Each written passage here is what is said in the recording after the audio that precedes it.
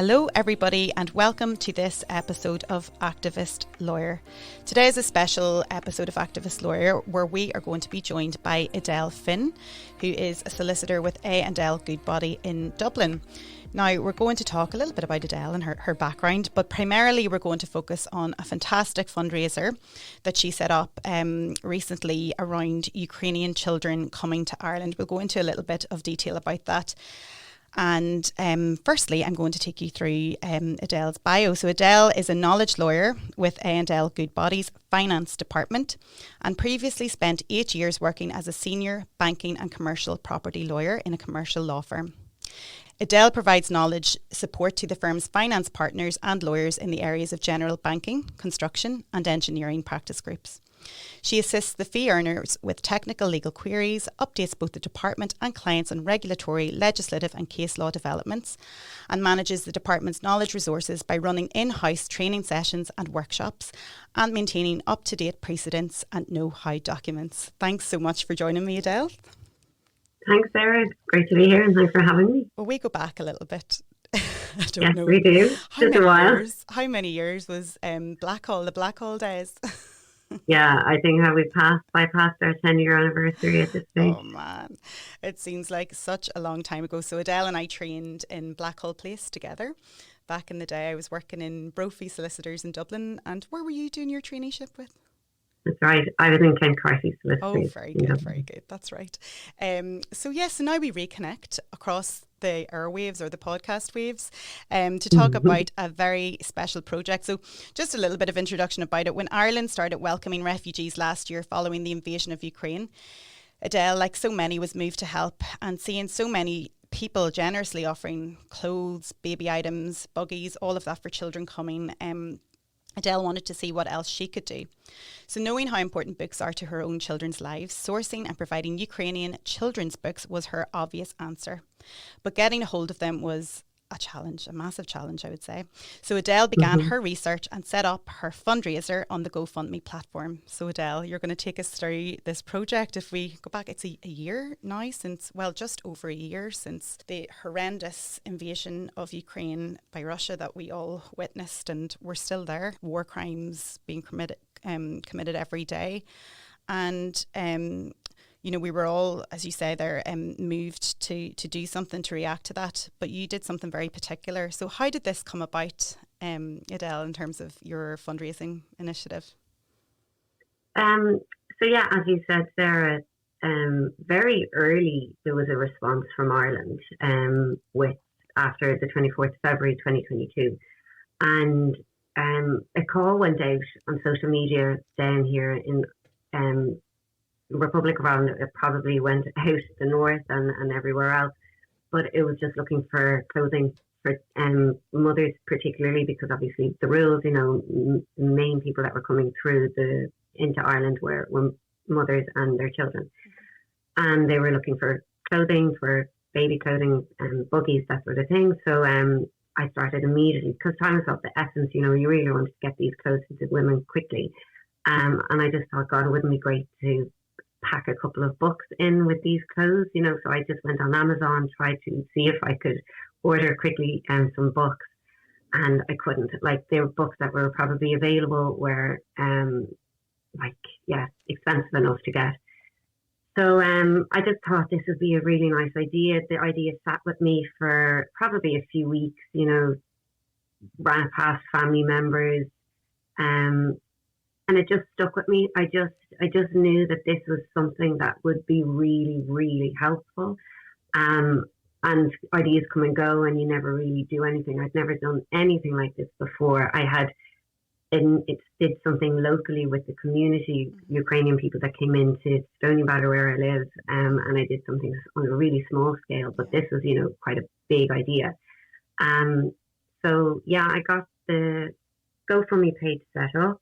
I did research initially to find out how I could actually access these books without having the language. And again, there was very little available in Europe. I came across the Polish NGO who are, I guess in a way similar to Children's Books Ireland here, which is like an agency or a literary agency that really promotes and supports literacy with Polish children. And given what Polish children faced with back in World War II, where a lot of the literacy of Polish children went into such decline, they really reacted and responded to help the Ukrainian children coming over the borders into Poland. And they started working directly with Ukrainian publishers and distributing and donating these books from Ukraine over the border to Ukrainian children now in Poland. So I, on a whim, reached out to them by email and said, look, if I raise money, could I get some books from you? And they were delighted to support and help. So I got a bit of money raised from the platform, and I was able to donate I think it was €500 over to the Polish NGO, and they in return donated 200 books to me. So that was the first kind of delivery of books that I got in last summer. But it's separate to that. The idea was great, get these books, get the funds raised, and get these books to Ireland. The question was, how do I get the books to Ireland? So if you remember at the time, there was such an incredible response from Irish people. And so many vans were going over to Ukraine from Ireland nearly daily with humanitarian aid. And I thought, well, if these books are going over to Ukraine from Ireland, they'll be coming back here empty. So perhaps they could bring books back for me. And I got speaking at an event to a Ukrainian volunteer group run by Ukrainian people that have been living here for 20 years. And I asked would they support this, and they were delighted to. So they still support me to this day. And that's Ukrainian Crisis Centre Ireland, and particularly Michael Baskin, who's the CEO of that volunteer group. And they delivered the books on them from Ukraine over to Ireland for me when my orders come through. Excellent. Oh my goodness. And where do the books go, Edel, or where did they go initially? I mean, how do you get them to the families and the children who need it? So my idea really was to try and get them into libraries, because I felt the libraries are the way that they can be shared and spread about the communities best. So they've been distributed to, I think, 8 or 9 libraries at this stage. When I say libraries, I mean county libraries. Yeah. So 8 or 9 different counties. So as a lawyer, as a knowledge lawyer, you don't just come up with these ideas. You go on to the Central Statistics Office website, and you're looking. Data right.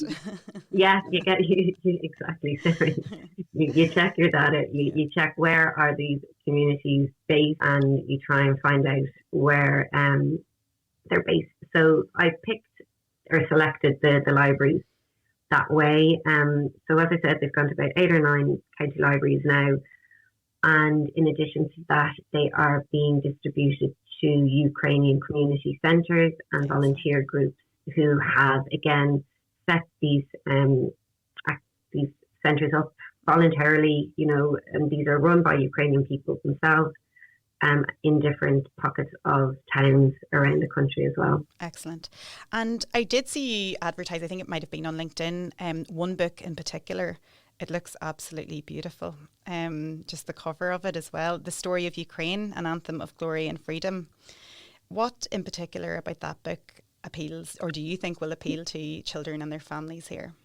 Yeah, so this book was only published last year. It was written by an American author who is married to a Ukrainian lady in the States. And they published this, and the book publishers that I work closely with in Ukraine have also kind of got the publishing rights to it.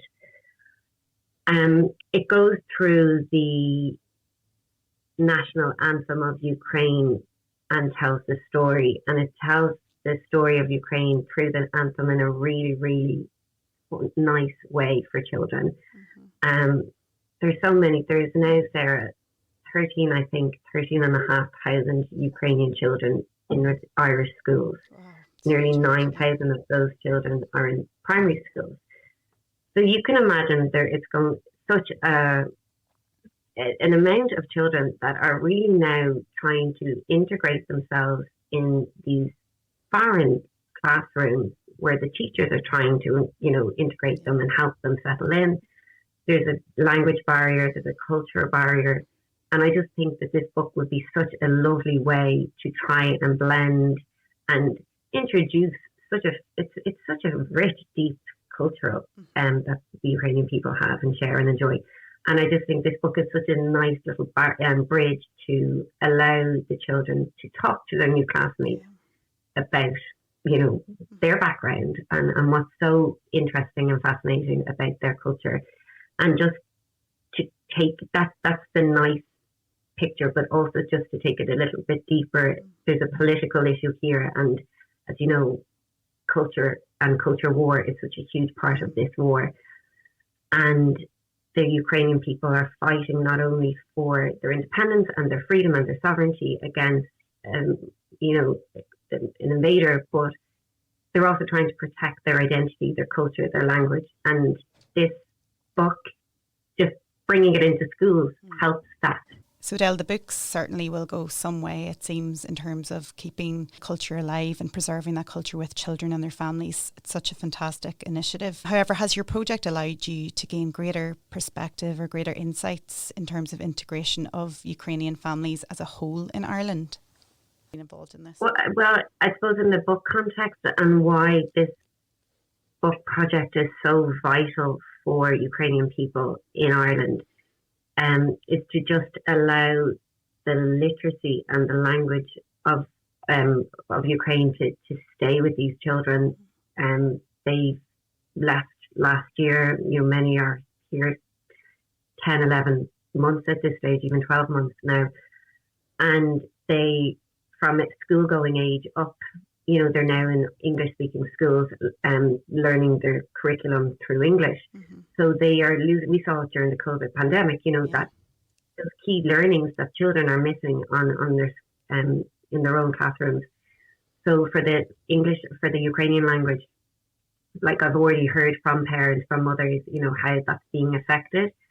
I spoke with a lady who I distributed books to. They're living in a holiday village in Wexford, and I sent down about 20 books to them last summer, and she was so grateful because she said that the kids in going to the Irish schools now are already confusing their alphabet, the Ukrainian alphabet, with the English alphabet. So for them that was hugely important, just to get the children back reading in Ukrainian language books again. And then only recently, only a few nights ago, I got a message from a 17-year-old boy who's here with his family in Kerry, and again his mother was struggling trying to help his 6-year-old brother stay reading in the Ukrainian language. She was trying to teach him, I think, from the internet, just to keep that preservation, to keep that language alive, because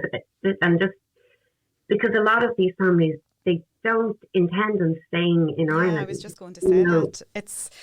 We did think this was going to be more temporary than, at the beginning it was supposed to, last a couple of months, and I think people are still finding it hard to believe that it's still ongoing and there's no way that families can return anytime soon. So it's, this is an important part of the children's development, and I suppose the parents as well, the family in its entirety, who do, in most cases, I'd imagine, want to return to their home if they can and if it's safe to do so. Edel, just on that point as well, obviously it just brings to mind that we've children arriving from different countries into Ireland, every week.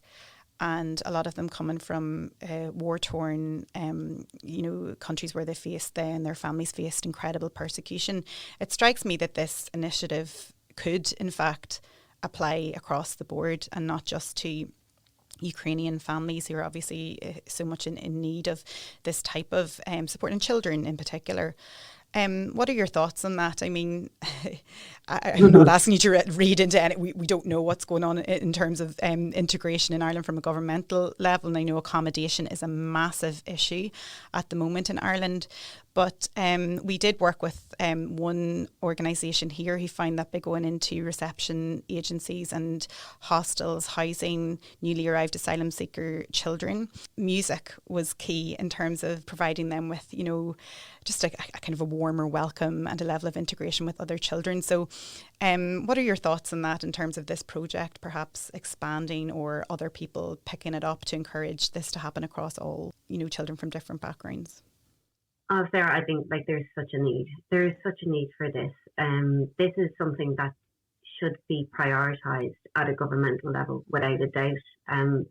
One of the, I suppose, the key reasons or the impetus as to why I wanted to take on this project last year was, from me, for my young kids, they love reading, and when we need a time just to quieten down where things are getting a bit manic in the house, we take out our books. We read books at bedtime. We read books when we need quiet time. We read books when we want to just reconnect and share that really, I suppose, powerful moment with our kids. And books, I've always loved books.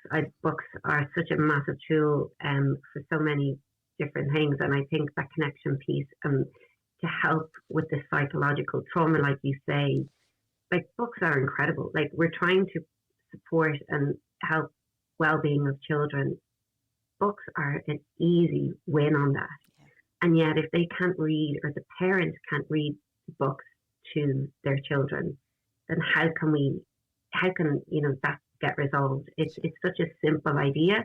And yet why are these books not available throughout libraries? The Ukrainian, I still don't know. I'm not aware of anyone doing it on this scale, even with Ukrainian children. And yet Ukraine is just over the EU border. Yes. You know, it's within Europe, landmass. Like, it's easy in a way because there's a lot of transport channels. So for the other, you know, for Afghanistan or Syria or Turkey or any other countries that are coming into, you know, for those nationalities that are coming to Ireland, there should be ways of accessing books in those languages. It's just, I don't know why it's not on a higher priority list. So yes, obviously, I mean, there's pressing needs and a whole kind of complex structure in place whenever anybody arrives, particularly those fleeing crisis and fleeing emergency situations, not just from Ukraine, but there's a process in place, a different process in place, in fact, for other asylum seekers from other countries. But there's no reason why this couldn't apply to all children. And why perhaps, you know, children's needs in particular, and something as simple as this book isn't, this type of project isn't being looked into, as far as we know. Which I find so sometimes ironic, Sarah, because as an Irish people, where we have spread ourselves around to every corner of the globe, and we take our culture with us, and we're very proud of that fact, and yet, you know, the expectation should it not is different, be that we give that message back to people coming into our country, that we support and encourage their cultures and their traditions and their histories to flourish here. Well, I mean, there's a huge piece of work to be undertaken around that, but lots of fantastic organisations and NGOs and people like yourself involved in that. And I mean, this is such a great start and a great initiative. Just how has the legal community been supportive since you started this, Edel? They've been great, really, really supportive. My firm in particular have been hugely supportive, just in terms of the firm, with, you know, donations, and also with colleagues. It was actually, I was very gratefully recipient of a Volunteer Ireland Award last year, which is great, just to raise awareness again for the initiative. But that nomination was put through by a colleague of mine, so that was, you know, obviously very supportive and very gratefully received.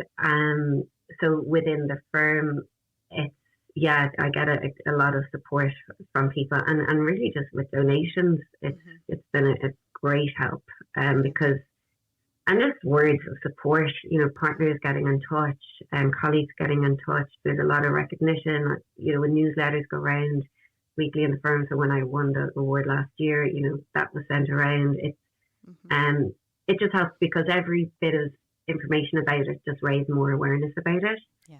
And I suppose the point is, if I don't get the funds, then I can't buy the books. Yeah. So, Edel, we've had so many guests on here from very different backgrounds, and we're happy that Activist Lawyer has expanded a little bit to include people from not just who traditionally work in human rights environment, in criminal defence and criminal justice and all of that, which is fantastic, but like yourself, we've had guests on who worked or work in corporate or commercial environments, but do something on the side of that. And I guess one of our guests as well had spoken at a time about purpose. And, we had the fantastic Jude Copeland on from Cleaver Fulton Rankin, who works in a corporate environment, but does so much work outside of that in terms of support for the LGBTQ plus community in Northern Ireland, and so much more that we couldn't even cover. But what's your opinion? I mean, are we pigeonholed as much as we would have been years ago? Or, we know that the bigger firms are getting involved in pro bono work. And I mean, what's your thoughts on, that kind of, maybe activism might be too strong of a word, but the corporate firms or people who have a traditional commercial background getting involved in, more kind of rights-based work or initiatives? Is it common, or how do you feel about that?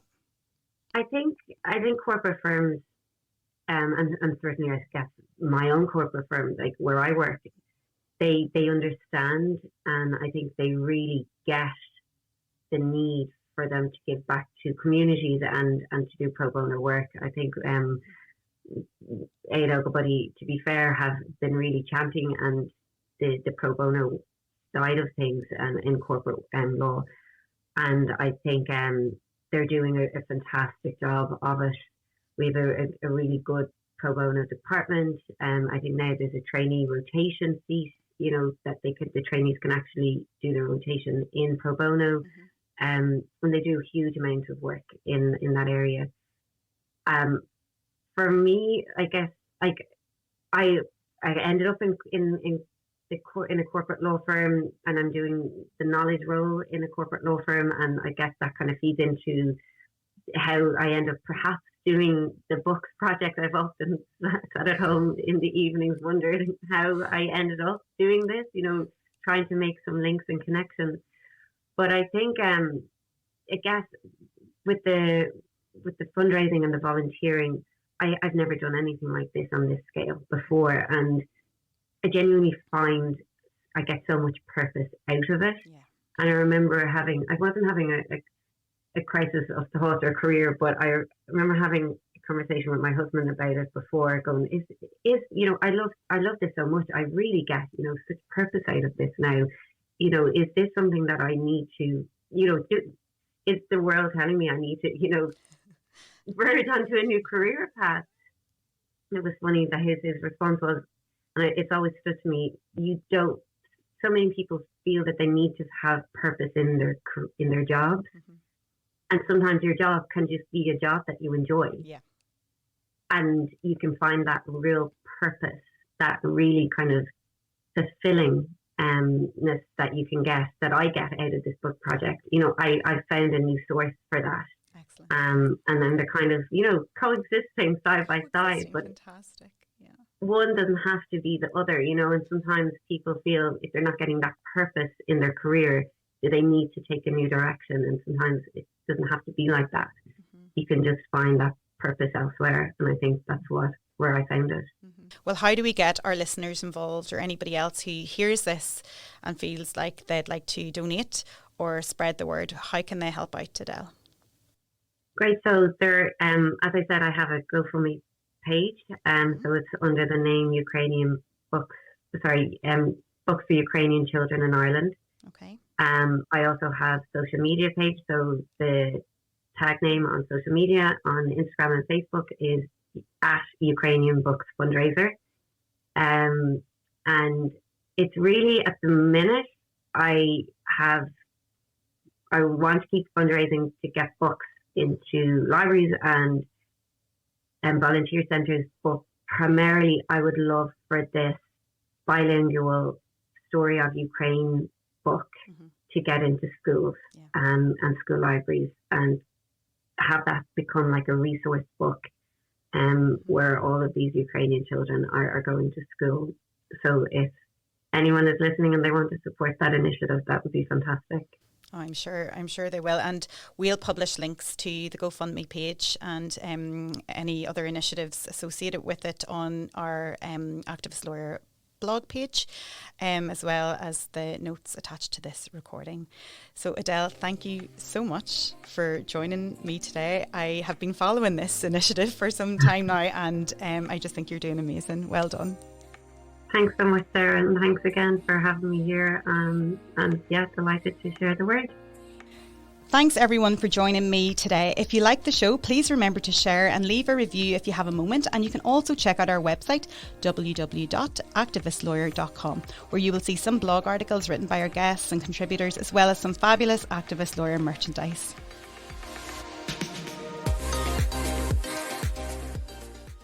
This podcast was recorded in Granite Podcast Studio. Interested in starting up your own podcast but don't know how? Granite Podcast Studio can help. Record your podcast in our state-of-the-art studio, which is based in the heart of Newry City. Our studio has cutting-edge and user-friendly technology and can seat up to 4 people. We also provide an editing service, for our team using your guidance and editing notes to provide you with a flawless finished product, leaving your listeners wanting more. For more information on how you can get started, visit www.granitepodcaststudio.com.